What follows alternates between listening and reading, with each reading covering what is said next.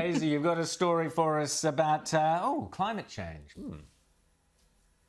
Yes, and if ever there was a climate alarmism straw clutching, this is it. CBS News has claimed that climate change is to blame for the rise of the Taliban. They have done a story saying that thanks to drought and rains making it difficult for farmers and sending them into debt, which has to be caused by climate change, not like there haven't been, drought and hot weather and rains in Afghanistan for millennia.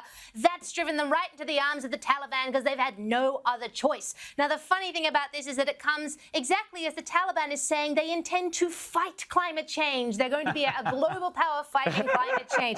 But the thing is, this is more sinister, though, than we think. I reckon this is the Taliban taking advantage of the squidginess of those Western, wokey, climate alarmist global elites to lull them into a sort of a false sense of security thanks to their sort of PC nature, thus allowing the Taliban to get away with atrocious human rights abuses. So, yes, very funny, but it has a sinister tenor to it, I reckon. James? I don't know, Daisy. I'm just wondering, does the Taliban understand how climate change works, or do they think that if the temperature just rises too high, they can behead it?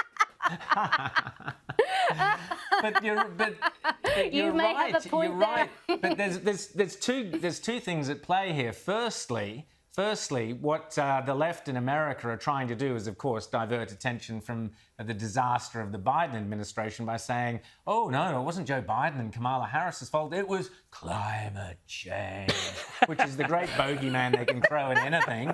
And then on the other hand, to make it worse, the Taliban, who are, they just have to watch a few hours of American TV and they're going, all we have to do is, say that we're going to solve climate change, net zero. That'd be net zero, as you said, heads or whatever, or net zero women in schools. But they've learned to play the game.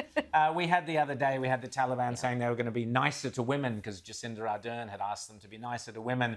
And they know how to play the game so that the left media will go, oh, these nice Taliban, not nearly as bad as ISIS-K or whatever they're called.